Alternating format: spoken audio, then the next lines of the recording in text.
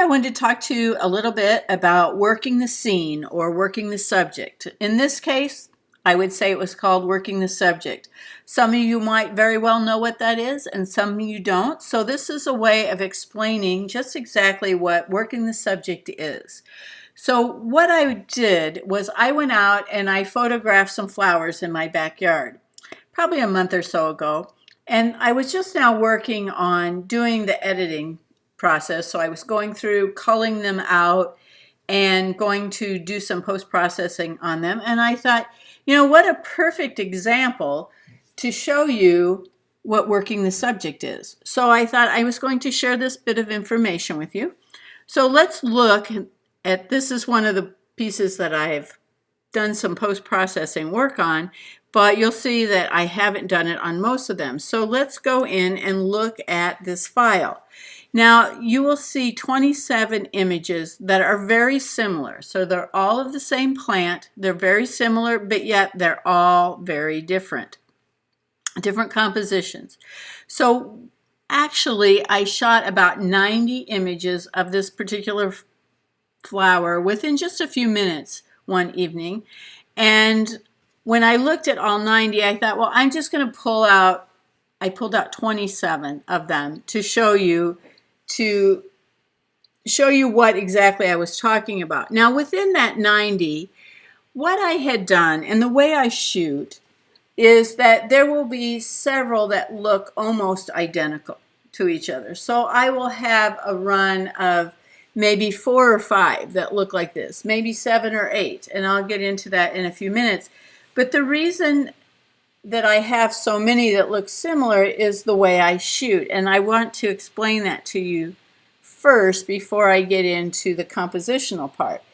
When I shoot flowers in particular, because I'm doing close-up photography, I wouldn't count it as macro. I'm not that close, but I am quite close, and they are all macro lenses, so I have that very close distance that I can get in focus. So what I do is I shoot freehand, and I am not steady. I am the first to admit that I cannot hold that camera very steady for very long.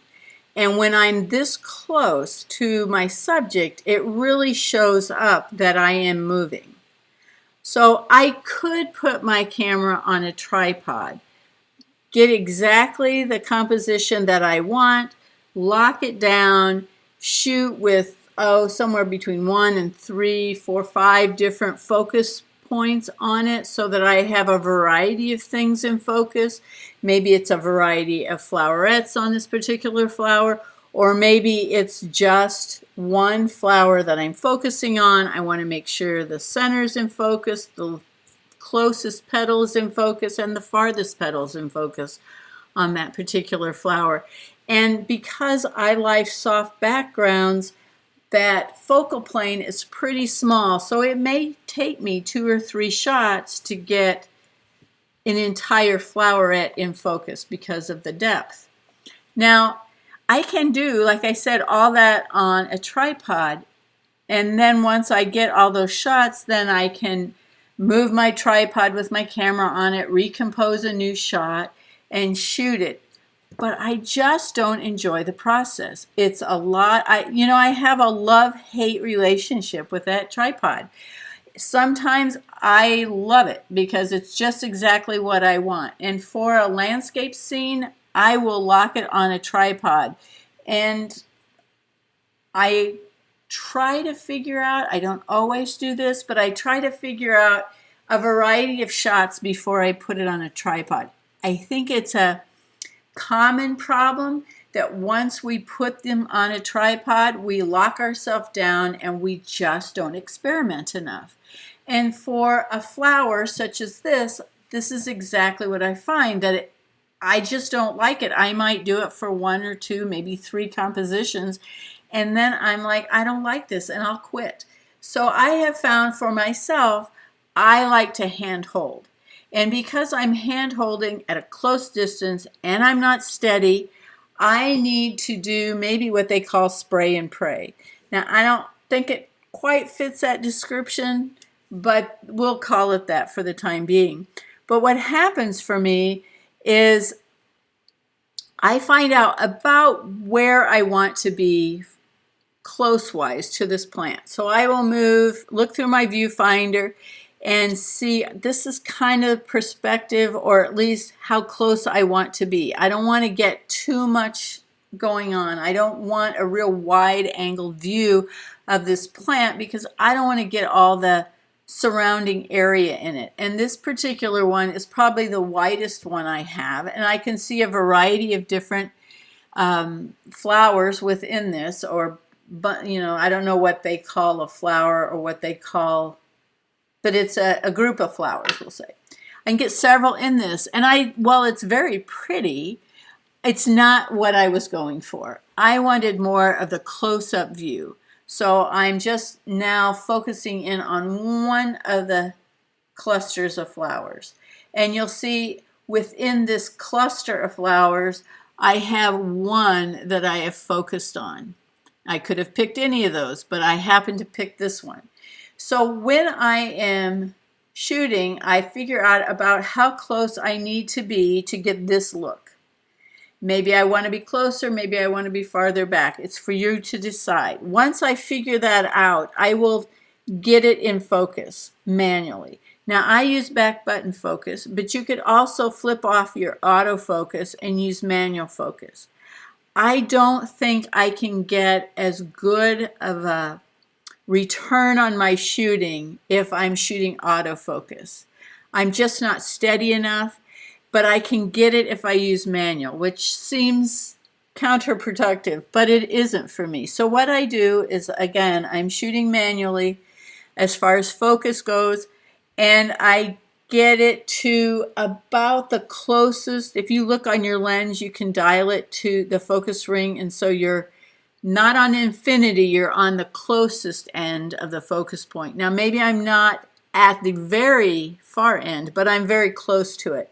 And then I will just hover my camera in and out ever so slightly until it's in focus. And once I see that the flowerette, in this case, that I wanted to be in focus was in focus, I would start clicking.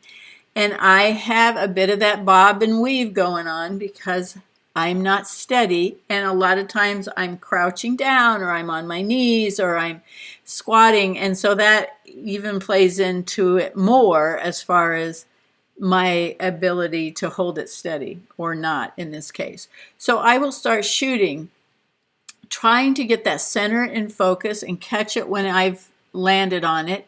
And then maybe I've missed it a few times, and so I'll maybe have the front edge of the flower in focus. Maybe it's the center, maybe it's the back edge. But I might have 3 or 4 or 5 images, and I have a variety of different points that are in focus. Now maybe I like one better than the other, and so that's the one that I would edit. Or maybe I can use 3 or 4 of them to get the entire flowerette in focus. And what do I mean by that? Well, I have actually gone into Photoshop and I have done a composite using this image will provide me with the front edge of my flower. The second image maybe would provide me with the center of the flower. And the third one maybe provides me with the farther petals on that flower. And I will work them with masks, and I will put them all on one image, and I will get that one particular flower 100% in focus. Or maybe I don't get that front leading edge of the flower in focus. Maybe I just go with the back half of the flower. This particular image is a single shot. So this is straight out of camera, and you can see I got the majority of this flower in focus, but the front edge is not. I'm fine with that. If you are not, then you would maybe want to do a couple different things. Either you composite it into one image by using 2 or 3 of your shots, or maybe you just get yourself a smaller aperture. So a bigger number, smaller aperture opening. And then it will have more in focus. I like the blur, so I don't want to go very big with my aperture. Excuse me, yeah, that's right. I don't want to go very big with my aperture number, my f-stop number. I want to go small with my aperture. No, I said that totally wrong. Let me start over with that. I don't want a lot of in focus. So therefore I need a big aperture, so a big hole, which means a small number. The bigger the f-stop number, the smaller the hole will be and the more of the picture is in focus. So I want to stay down at the wide open end, so more like around 2.8 or 5.6. Now when you're close to a flower like this, 2.8 gives you a really small depth of focus area. So you need to kind of be aware of that and look at do that pixel peeping, or that, chimping they call it. So after you shoot the picture, playback, look at it. What did you get in focus? How much of a flower is in focus with what you're doing? Do you need to close down your aperture so that you have a little bit more in focus? Check it out, see what you like. But anyway, I shoot handheld so that I can move around that flower. So I shoot this angle, and then maybe I come up a little higher, and then maybe I go down a little lower, maybe I shoot from the bottom up. And you want to be able to move around all the way around, all 360 degrees around that image, or around that plant in this case, and get the image you like. Now you may find that you don't like looking at it from a certain direction. Maybe the light's not hitting it the right way. It doesn't give you the look that you want. But you need to work the area and see what works for you. You might find that what you thought you wanted isn't as good as what you're getting when you moved around to a different area that you didn't think would work. So continue to move around each and every bloom in this case. Look at it from the left, the right, the behind, move your body. Now maybe you'll find that if I moved around the other direction, I was getting a background of, say, the cement patio that I was right next to, or maybe the grill was in the background. Just look through it. Change your position. You get more, you get less, you get more blur in the background, you get less blur. You back it out, you zoom in, you back away. You move to the side. You try it with a leaf in it, and you say, should I have the leaf in focus or the flower in focus?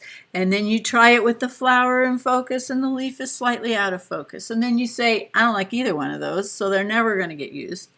Or maybe you say, once you've got it, well, what if I just cropped out the part I do like? That's an option also. Give yourself options. Here's one. I told you it was in the evening. I think I mentioned that.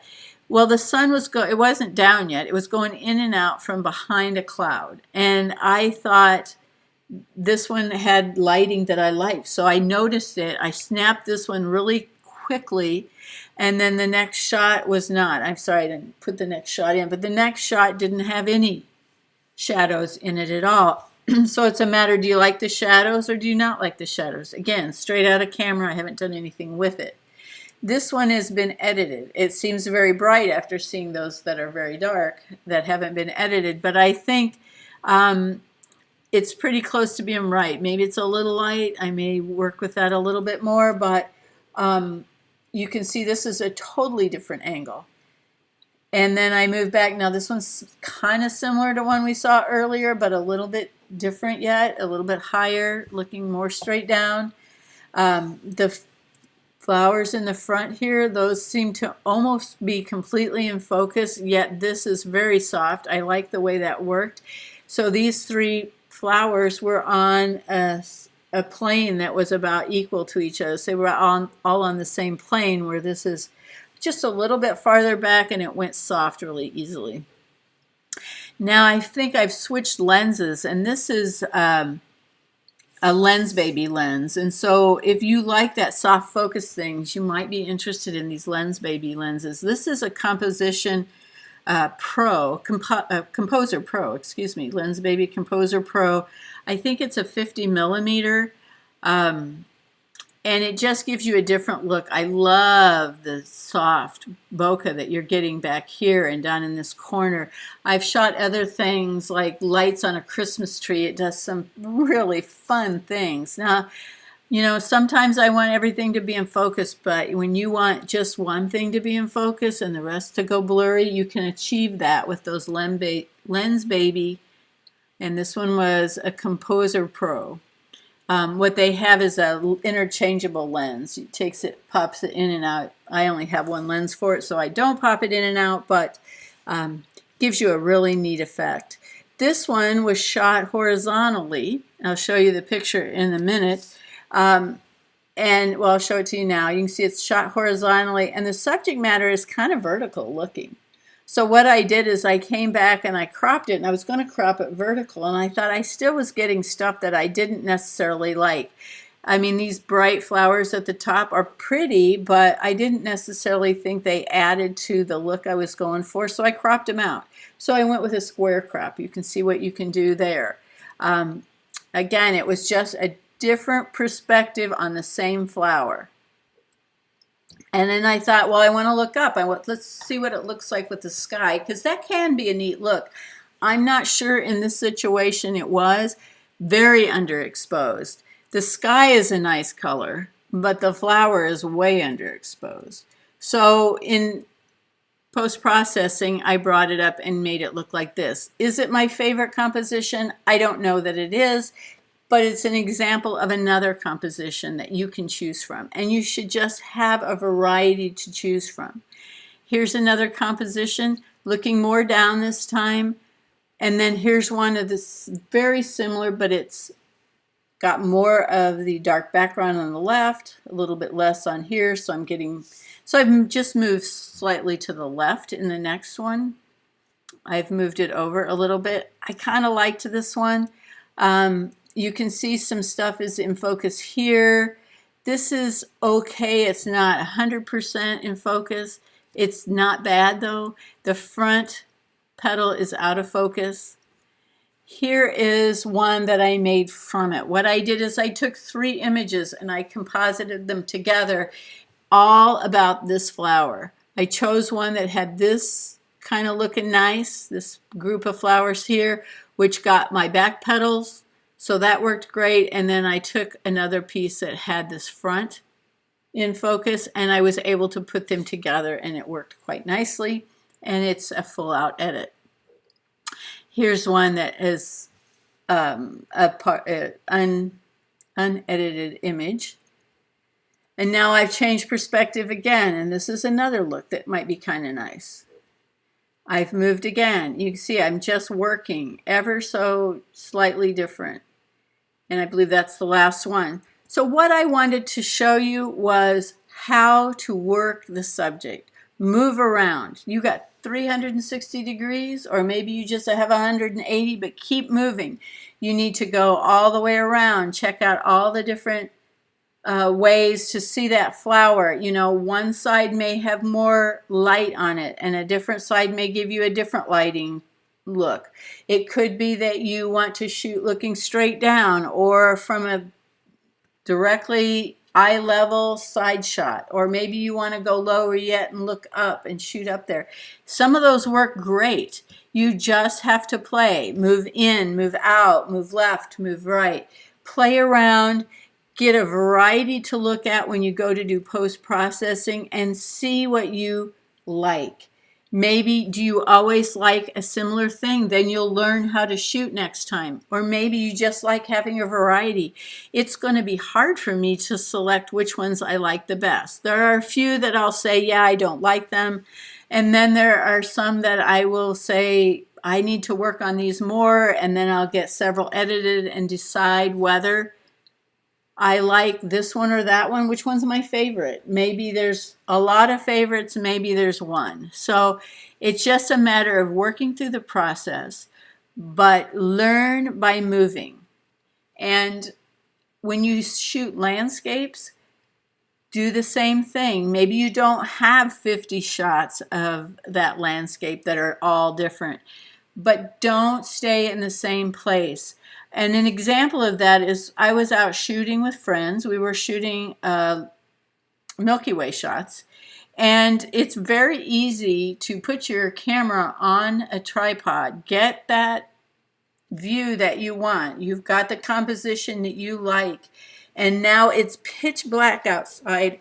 And I noticed everybody stayed in the same spot, or most everybody. Maybe there was 2 or 3 of us that moved. And I had shot quite a few shots, and I realized these are all going to be exactly the same.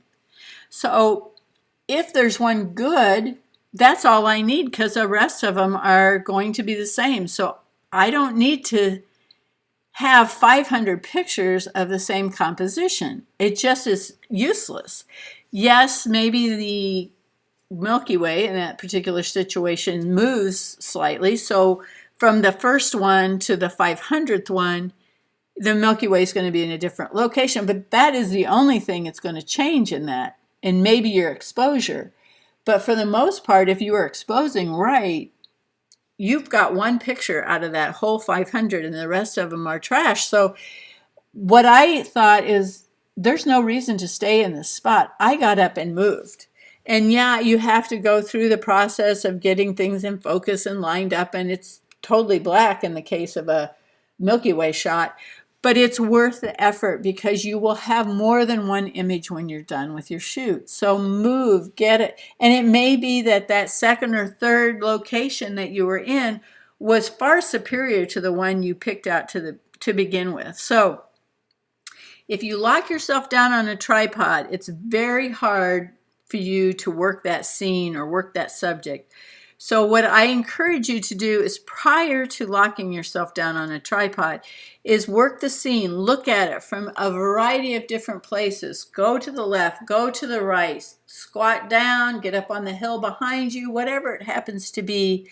And then you will know that when you get on the tripod and you shoot this particular one, you can shoot it for a while, and then you know exactly where you're going to go and set up and shoot another location. And then you're going to know a third location. Will the lighting be the same? Not if you're at sunset or sunrise, but it gives you a place so that you know that you can go and set up quickly. Did you get a better shot down there as far as the light goes? Maybe, but at least you got a variety to pick from one location. And you may find that you will learn what works better for you. So use this as a learning example, that you will try this out, work the scene, work the subject, whatever you want to call it. This is what we're doing, and I think you will improve your shooting if you do this.